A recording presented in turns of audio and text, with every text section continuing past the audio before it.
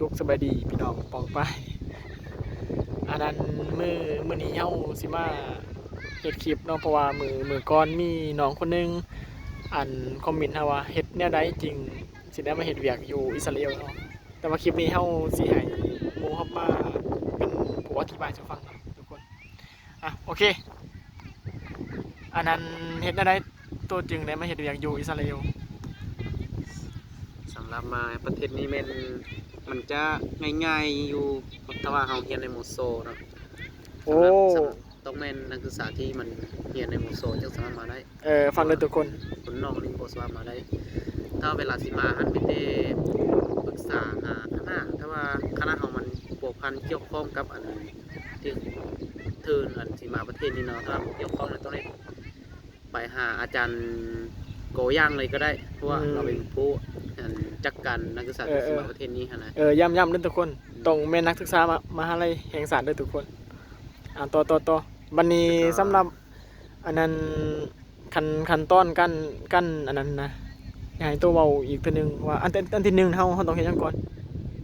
อนที่เฮาสิมาอิสราเอลอันที่1เฮาไปที่1แม่นเฮาต้องปรึกษาคณะถ้าว่าเราเรียนคณะใดแม่นต้องปรึกษาคณะว่าคณะเฮาสามารถมีทุนที่สิไปอิสราเอลมาบ่ถ้าว่ามีหมายความว่าเฮาจะปรึกษานำอาจารย์ให้อาจารย์จงอันโควต้าที่เฮาสิมานี้ให้เฮาเลยแล้วก็ต้องให้เงินค่าน้ำใจเล็กๆน้อยๆให้อาจารย์แต่ถ้าว่าคณะเฮาบ่มีแม่นต้องไปหาอาจารย์โกย่างเลยเพราะว่าเราเป็นผู้ที่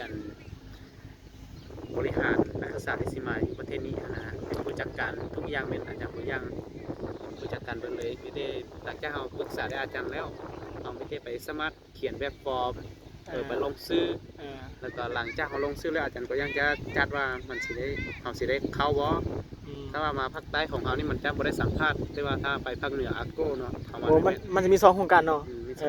คือวันที่1คือโครงการ2มันจะไปภาคเหนือแล้วก็ที่เขามานี่มีไอเค็ดนี่แม่นไอเค็ดมันมาภาคใต้นี่จะบ่ได้สัมภาษณ์มีแต่เจ้าไปลงชื่อเลยที่ลงชื่อเลยแล้วก็หลังจากลงชื่อเบิดแล้วถ้าว่าอันชื่อเฮามันเข้า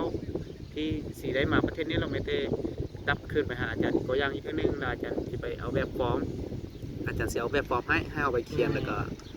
อันเห็นใบกดสุขภาพ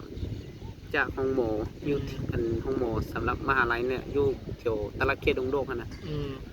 หลังจากกวดพันเบิร์เลยไม่ได้เอาเอกสารกลับขึ้นไปให้อาจารย์ก็ย่างแล้วก็เราท้าใจคาปิญญุนแล้วก็มาเลยวันนี้สำหรับค่าเดินทางนะค่าปิญญุนนี่มันใส่เงินทั้งหมดเป็นเท่าไหร่สุดที่เขามานี่มัน1,120 ดอลลาร์ป่ะถ้าจีเขาเป็น1,100กับ20 ดอลลาร์1,120 ดอลลาร์เป็นเงินกี่ประมาณอันเท่าไหร่ก่อนส่วนประมาณเงินขึ้นหลายดิมันประมาณ28-29นี่แหละแต่ว่าเดี๋ยวนี้น่าจะไปสัก9 ล้านแล้วเดี๋ยวนี้เราจะลงนิดนึงแล้วมันแต่ละปีมันเงินที่สิมานี่มันแต่ละปีมันจะบ่คือกันแต่ว่ามันจะคล้ายๆคือกันอยู่ดอกมันขึ้นก็ขึ้นไหลน้อยนึงถ้าว่ามันลงก็ลงน้อยนึง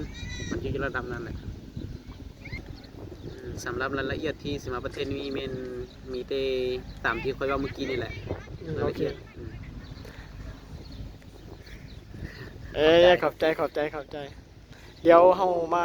อันนั้นบอกกันตอนในคลิปนั้นนะทุกคนสำหรับคลิปนี้เขาจบกันก่อนเด้อบ๊ายบาย